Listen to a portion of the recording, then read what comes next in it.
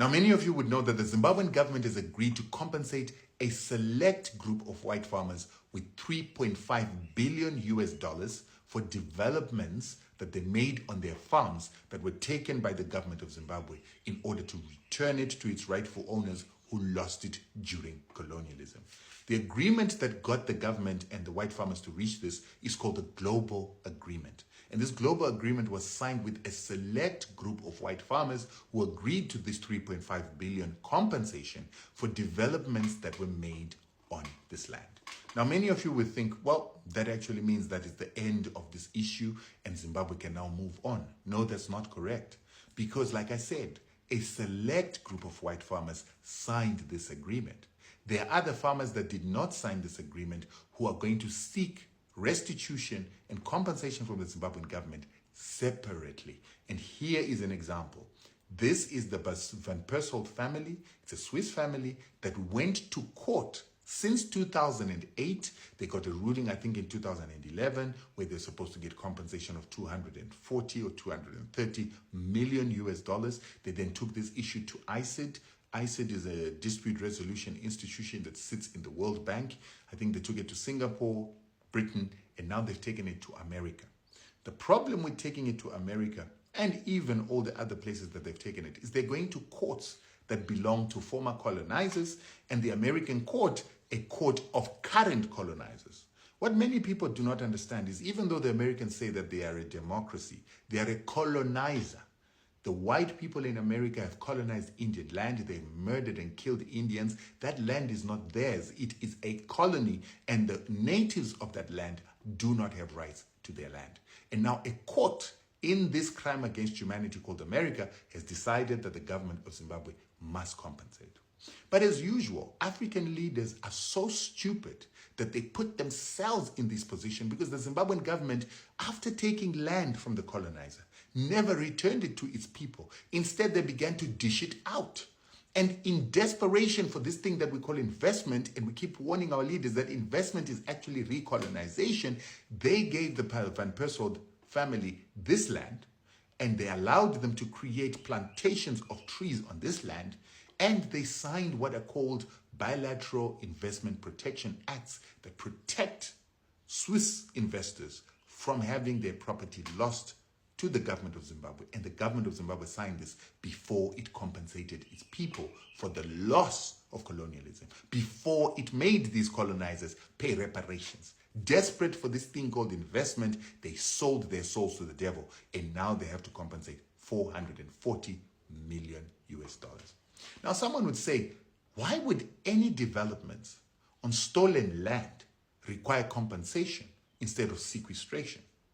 Now, that's a very fair question, because any lending by any financial institution to land that never belonged to the person they lent the money should automatically be forfeited because it is unjust enrichment. Not only that, it is an investment in stolen property. But the problem is our governments want loans from Western financial institutions. And so you will see that the biggest financial institutions in the world, or the shadow banks of the world, BlackRock, Vanguard, State Street, Fidelity, and JP Morgan, other big financial institutions, lent money to the white farmers. And those white farmers created developments on those lands. And that is why those banks are pressuring the government of Zimbabwe through their governments to compensate the white farmers so that they can get their money back. It's another way of reinstituting imperialism, because these banks and financial institutions made their money from slavery, colonialism, and crimes against humanity against the same people who they then lent that money and want us to compensate. They should be made to pay reparations for colonialism. And so that is why the Zimbabwean government has got to start becoming principled. Instead of trying to impress these people, instead of trying to please them, they have to start fighting. Sometimes the best defense is attack. We need compensation for the original sin that caused these people to develop developments on stolen land.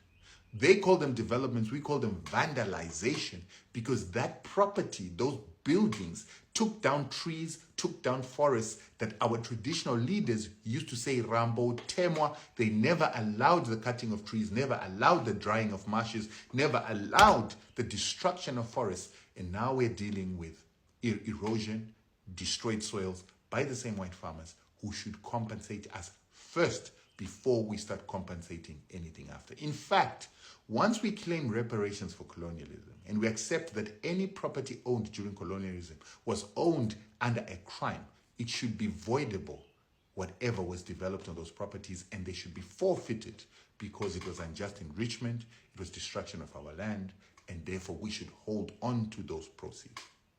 We should also be claiming compensation for the illegal sanctions that were on Zimbabwe for 23 years.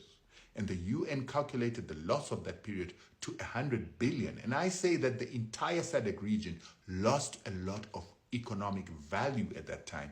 And therefore, the compensation of Zimbabwe must include SADC.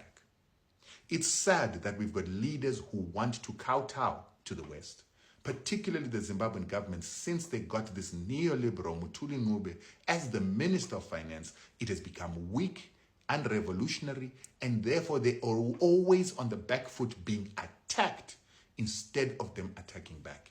When we fought to remove sanctions, one of the things we did is to force the Congress of the United States to do an impact assessment of their sanctions and to come up with a report that actually admitted that those sanctions were hurting civilians, and that report was sent to Biden and asked Biden to remove sanctions. That report alone is basis upon which for us to go to court to ask for compensation for the illegal sanctions that were on Zimbabwe. It's also grounds upon which we can also go and ask the United States to restore Zimbabwe to the position it was before the sanctions, which means we'll have a currency that works. We have reserves in our reserve bank.